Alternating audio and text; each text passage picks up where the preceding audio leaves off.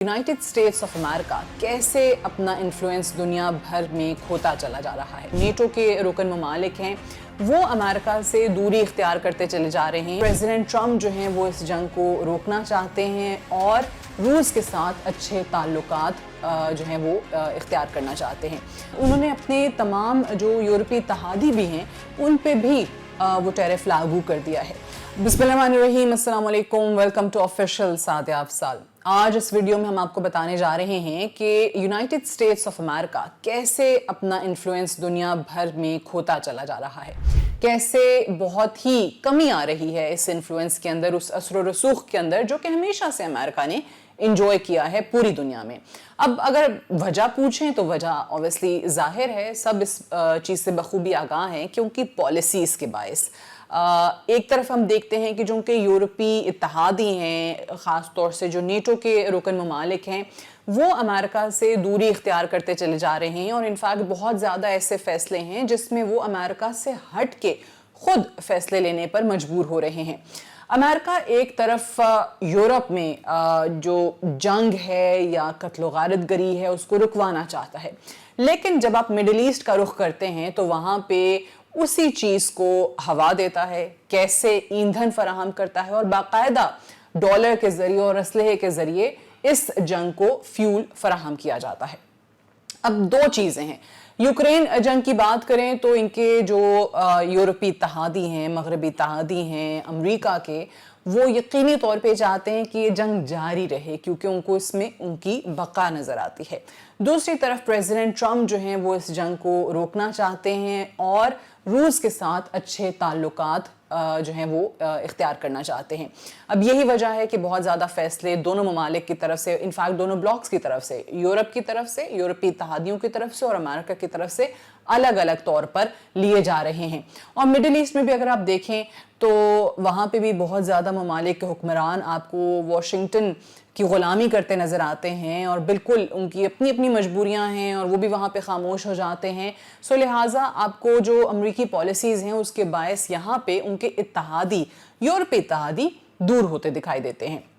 दूसरी चीज़ जो है वो सबसे बड़ी उनकी जो मौशी पॉलिसी है, मईशत को लेकर जो पॉलिसी है, जो इकोनॉमी के हवाले से की है, जिसको ट्रंप टैरिफ पॉलिसी का नाम भी दिया जाता है। अब उन्होंने अपने तमाम जो यूरोपीय इत्तेहादी भी हैं उन पे भी वो टैरिफ लागू कर दिया है। बहुत ज़्यादा ममालिक खामोश हैं इस चीज़ पे, उनके अपने इत्तेहादी, लेकिन ऐसे भी ममालिक हैं जो इस पे बात कर रहे हैं और उसमें सर फहरिस्त स्पेन है, जिसने ना सिर्फ ज़बानी कलामी अपना प्रोटेस्ट रिकॉर्ड कराया और इस इक़दाम को गलत किया, बल्कि जो F-35 फाइटर जेट की डील थी, जो मुआहिदा था अमेरिका के साथ उन जेट्स को ख़रीदने का स्पेन की तरफ से, उसको भी बाकायदा कैंसिल कर दिया। सो इससे भी आपको पता चलता है कि उनके अपने इत्तेहादी किस तरीके से दूर होते चले जा रहे हैं।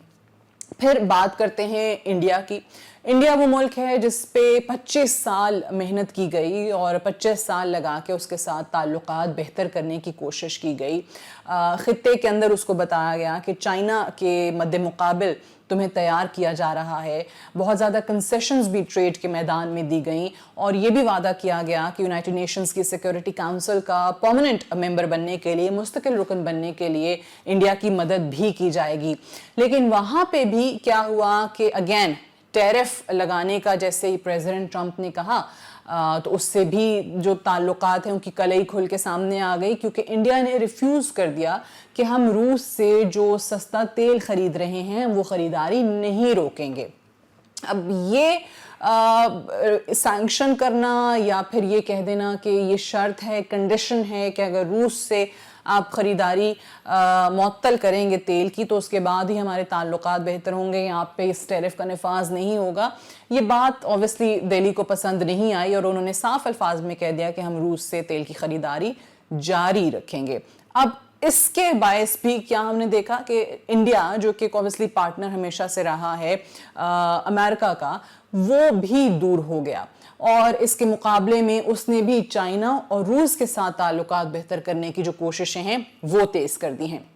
अच्छा, अब आ जाते हैं उन दो ममालिक पे जो पूरे तरीके से वाशिंगटन के साथ रहे हैं और अभी भी हैं। उसमें एक है जापान और एक है साउथ कोरिया। اگر آپ ان دونوں ممالک کو دیکھیں تو یہ صحیح معنوں میں کہہ سکتے ہیں کہ جی واشنگٹن اگر لیفٹ جائے گا تو یہ بھی لیفٹ جائیں گے، یہ واشنگٹن اگر رائٹ جائے گا تو یہ ممالک بھی رائٹ جائیں گے، لیکن اس کے باوجود یہ ممالک بھی روس کے ساتھ اپنے تعلقات بہتر کرنے کی کوشش میں مصروف ہیں۔ اگر آپ ہر طرف سے دیکھیں کہ جیسے جو معیشت کو لے کے پالیسی، جو ٹیرف پالیسی ہے، یا اوورآل جو اتحادیوں کو سائٹ پہ کرنا یا یہ کہنا کہ جی آپ ہماری معیشت پہ بوجھ ہیں، اب اپنا کام خود کریں، ہم آپ کا ساتھ نہیں دیں گے، ان تمام چیزوں سے، ان تمام فیصلوں سے، ان تمام اقدامات سے جو امریکہ کا ایک انفلوئنس تھا وہ آہستہ آہستہ کم ہوتا چلا جا رہا ہے، کیونکہ آپ کے وہ لوگ جو آپ کو ہمیشہ ہر سیاہ سفید میں سپورٹ کیا کرتے تھے وہ آپ سے دور ہو رہے ہیں۔ اور یہ بھی یاد رکھیے کہ ایک اور ملک جو کہ بہت ہی قریبی بلکہ انفیکٹ ہمسایہ ہے امریکہ کا، میں بات کر رہی ہوں کینیڈا کی، جو کہ نہ صرف نیٹو کا رکن ملک ہے بلکہ جو five eyes intelligence sharing network ہے اس کا بھی حصہ ہے، وہ بھی امریکہ سے آپ کو ناراض نظر آتا ہے، اور دونوں طرف سے دونوں سربراہان کی ایک وار آف ورڈز بھی ہمیشہ سے چلتی رہتی ہے، وہ بھی ہمارے سامنے ہے۔ یہ تمام تر جو پالیسیز ابھی واشنگٹن کی طرف سے نظر آ رہی ہیں، یہ اس بات کا اندیہ ہیں کہ امریکہ کا اثر و رسوخ اب کم ہو رہا ہے، اور دنیا جو ہے وہ یونی پولر سے ملٹی پولر بنتی چلی جا رہی ہے، اور وہاں امریکہ کی یہ والی پالیسیز زیادہ دیر چلنے والی نہیں ہیں۔ Thank you so much for watching.